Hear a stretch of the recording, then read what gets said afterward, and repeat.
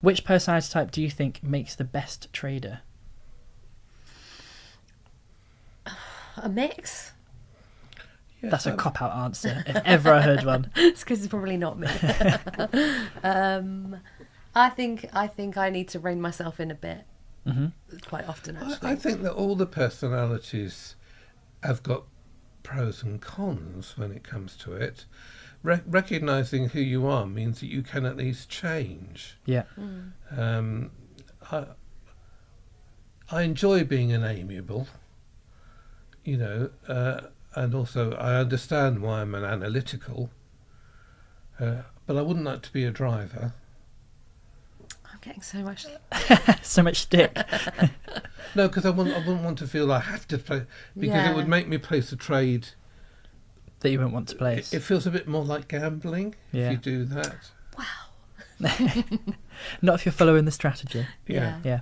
I think for my perspective as a educator, as a mentor, amiables are the best to teach because they're naturally better at just following a process. Yes. Whereas analyticals, you'd think were naturally good at following a process, but they want to rip the process apart and make it better, because they often think they can make the process better. Overthink it, maybe. Yeah, they overthink it. Whereas amiables are like, okay, you said A, B, and C, I'll do A, B, and C.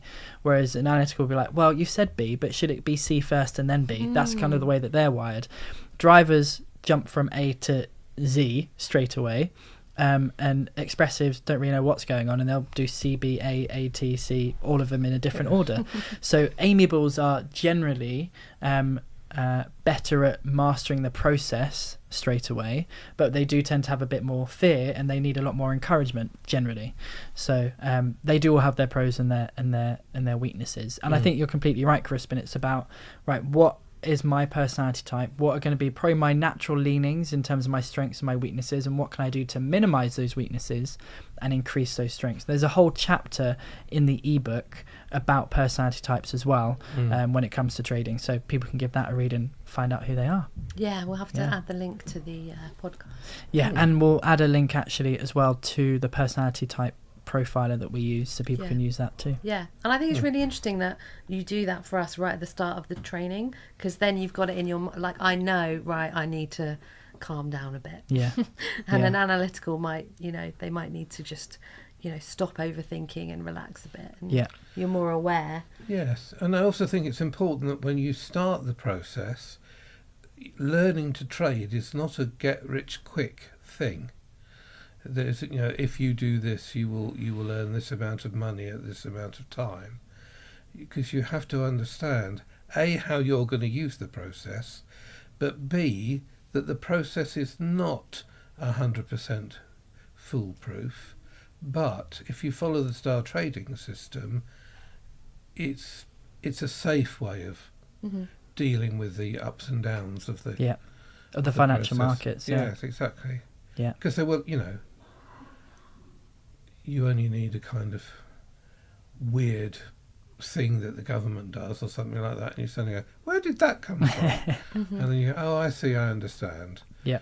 But on the other side, you don't want to base your life on what other people are doing. Yeah. But you just need to understand. I mean, it was very interesting because in the star trading process, you go back 3 years. And it was very interesting to go back and go, oh, okay. Oh, I understand that. And then you see the pattern across the different markets. And you can say, oh, I think I understand why that was happening then. And how would I have responded to it had it been now, had it been live, had I been then doing it? Very, really interesting. Yeah. So what would you say to anyone who is thinking about trading but thinks that looks way too techie for me and difficult? I'd say just trust in Josh. Because if you don't understand it, just ask a question, and there's no question too stupid, as I proved. And just, I just didn't get it. But he saw me through so many things, and I got quite blasé in the end about it. Now, of course, if things go wrong, I still ring him up and go, "What have I done?" And he's been, "Oh, I think you've press the pan-galactic gargle blast to let me deal with it. Oh, there's a clergyman's treacle spanner here, which shouldn't be here. So he's brilliant. Yeah, that's lovely. He was looking at something the other day. He said, "You've got something on your chart that shouldn't be there." I went, "Have I?" And he just cleared it away. I said, "Oh, thank you very much." Yeah. That's fantastic. It's like having a psychological cleaner. Yeah. Having Josh, it's like the lady that does for you, but what they do is clean your brain out.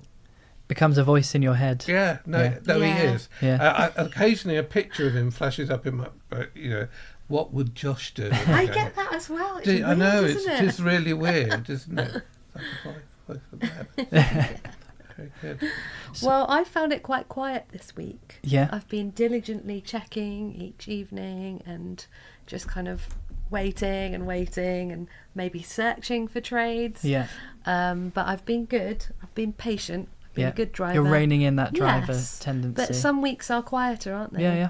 Yeah. And some weeks are super busy. Like Crispin said, he had 5 trades in 1 week, and then maybe the next week you don't have anything. Oh yes, and I never panic if I'm not in a trade. Mm-hmm.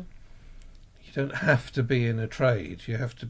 It's better not to be in a trade than be in a wrong trade. Yeah, completely agree. Yeah. So you just got to do that. Yeah, fantastic.